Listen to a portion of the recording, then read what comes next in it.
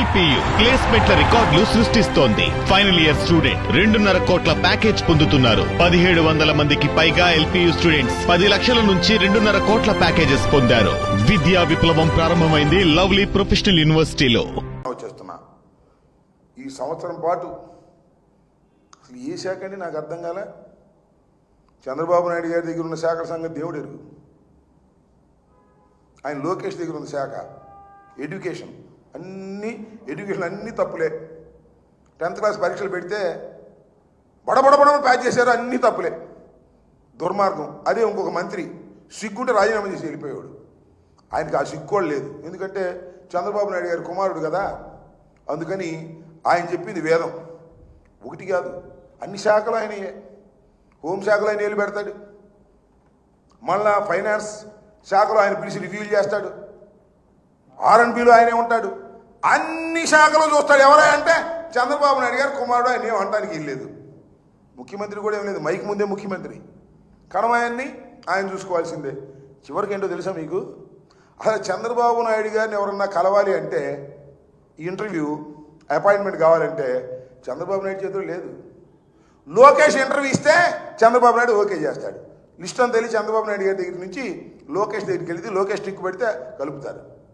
ఈ రకమైనటువంటి ఒక దుర్మార్గమైనటువంటి పాలన చేస్తూ ఇవాళ సుపరిపాలన తొలి అడుగు, మంచి ప్రభుత్వం మాది, షూరిటీ గ్యారంటీ, ఇలాంటి దౌర్భాగ్యమైనటువంటి మాటలు మాట్లాడేటువంటి ప్రయత్నం చేస్తున్నారు. చంద్రబాబు నాయుడు గారు ఎక్కడికైనా వెళ్ళండి, ఏ వేదిక మీదకైనా వెళ్ళండి, అది అంతర్గతమైన మీటింగా, బహిరంగ మీటింగా, బహిరంగ సభ, లేకపోతే అధికారులతో ఉన్నటువంటి వ్యవహారమా, ఏ మీటింగ్ కన్నా వెళ్ళు, ఏ చర్చాగోష్ఠికన్నా వెళ్ళు, చంద్రబాబు నాయుడు గారు చెప్పేది అంటే తన గురించి తన గొప్పతనం చెప్పుకోవటం. నేను హైదరాబాద్ నిర్మించా, ఎక్కడ నిర్మించావు నాకు అర్థం కాల. ఆయన హైదరాబాద్ నిర్మించా, నేను ఐటీకి పితామహుడిని, ఈ సెల్ఫ్ డబ్బా కొట్టుకోవటం. ఇంకేదో సందు దొరికితే జగన్మోహన్ రెడ్డి దుర్మార్గుడు, జగన్మోహన్ రెడ్డి అట్లాంటివాడు, జగన్మోహన్ రెడ్డి ఇట్లాంటివాడు, ఈ రెండూ తప్ప ఈ సంవత్సర కాలంలో నువ్వు చేసింది ఏంటో చెప్పు చంద్రబాబు నాయుడు గారు అంటే దానికి సమాధానం లేదు. జగన్మోహన్ రెడ్డి గారు అంటే విపరీతమైన ఈర్ష్య, జగన్మోహన్ రెడ్డి గారు అంటే విపరీతమైన భయం.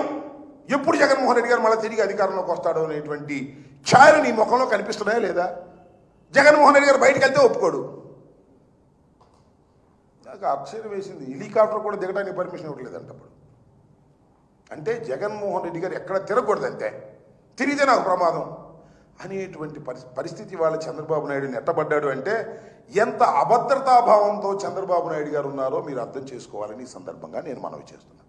అంతేకాదు, ఈ మధ్య చూశాం కదా టీవీలో, వాళ్ళ టీవీల్లో కూడా, ఆయనకు అనుకూలమైన టీవీల్లో కూడా అక్కడక్కడ లీకులు వస్తున్నాయి. చెబుతున్నారు, పొరపాటున చెబుతున్నారు, తప్పక చెబుతున్నారు. సర్వేలు జరుగుతున్నాయి. ఆ సర్వేలో చాలామంది ఎమ్మెల్యేలు డౌన్ఫాల్ అయిపోతున్నారు, వాళ్ళ క్రేజ్ తగ్గిపోతుంది, వాళ్ళ గ్రాఫ్ బాగా పడిపోతుంది అని. ఆ ఎమ్మెల్యేని అడగని చెప్తారు, మా గ్రాఫ్ కాదండి, చంద్రబాబు గ్రాఫే పడిపోతుంది, మేమేం చేయమంటున్నారు. ఎందుకు పడిపోతుందంటే మా చంద్రబాబు వాళ్ళ అబ్బాయి మాట ఏంటంటే అందుకని గ్రాఫ్ పడిపోతుంది అన్నారు. అంటే దీన్ని బట్టి అర్థమయ్యేది ఏంటంటే తెలుగుదేశం గ్రాఫ్ రోజు రోజుకి పడిపోతున్నది. చంద్రబాబు కూడా చెప్పాడు నిన్న మీటింగ్లో, ఎవరైతే గ్రాఫ్ పడిపోతుందో ఆ ఎమ్మెల్యేలను ఊరుకొని నేను, వాళ్ళు అనుకుంటున్నారు మనసులో మా గ్రాఫ్ కాదు నీ గ్రాఫ్ పడిపోతుందని.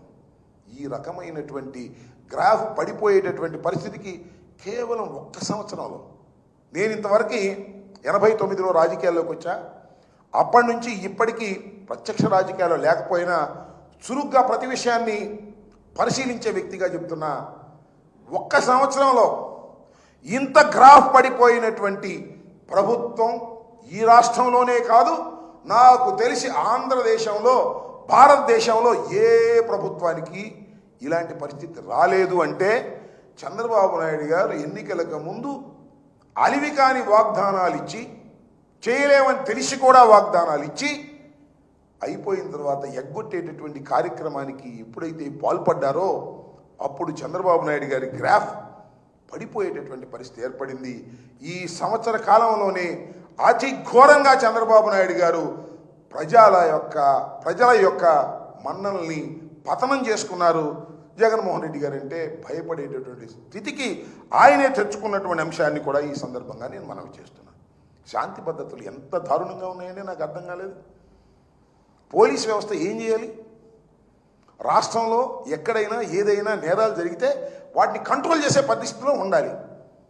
కానీ వీళ్ళందరూ దేనికున్నారంటే వైఎస్ఆర్ కాంగ్రెస్ పార్టీ నాయకుల మీద కేసులు పెట్టడానికి, అవి కూడా తప్పుడు కేసులు పెట్టడానికి, జగన్మోహన్ రెడ్డి గారు వెళ్తుంటే జనం రాకుండా అడ్డుకోవడానికి, ఇలాంటి పరిస్థితులు అంటే పోలీస్ యంత్రాంగాన్ని మొత్తం పొలిటికల్గా ఉపయోగించుకోవాలనే తాపత్రయం. అంటే వైఎస్ఆర్ కాంగ్రెస్ పార్టీని అణిచివేయడానికి పోలీస్ యంత్రాంగాన్ని ఉపయోగించుకోవాలనేటువంటి ఒక నీచమైనటువంటి స్థితికి ఈ ప్రభుత్వం దిగజారిపోయింది. అంటే ఫలితం అనుభవించక తప్పదని మనం చేస్తున్నాం. మేమేం చూసుకుంటాం రాజకీయాల్లో? తెలుగుదేశం పార్టీ, వైఎస్ఆర్ కాంగ్రెస్ పార్టీ చూసుకుంటుంది. పోలీసులకి ఏం పని? పోలీసుల మధ్యలో ఎంటర్ చేస్తారు, మా మీద కేసులు పెడతారు, భయపెడతారు, పారిపోమ్మంటారు, బెయిల్కి వెళ్ళమంటారు. What is this? ఏమిటి దారుణం అంటున్నా?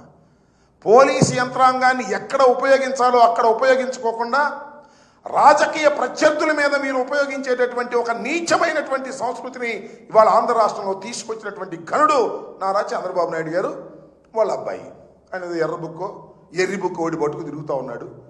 దానికి పతనమయ్యేది మీరే అనే విషయాన్ని మీరు దయచేసి మర్చిపోవద్దని కూడా ఈ సందర్భంగా నేను చెప్పదలుచుకున్నాను. కాబట్టి ఈ సంవత్సర కాలంలో ఈ ప్రభుత్వం, కూటమి ప్రభుత్వం, చంద్రబాబు నాయుడు గారి నాయకత్వంలో ఉన్నటువంటి ప్రభుత్వం చేసింది ఏమీ లేకపోగా రాష్ట్రాన్ని దిగజార్చేటటువంటి కార్యక్రమం చేసింది. నేను అడుగుతా ఉన్నా, ఎంతమందిని తీసావా? ఇంటింటికి వెళ్ళి సరుకులు ఇచ్చే పద్ధతి తీసావు కదా.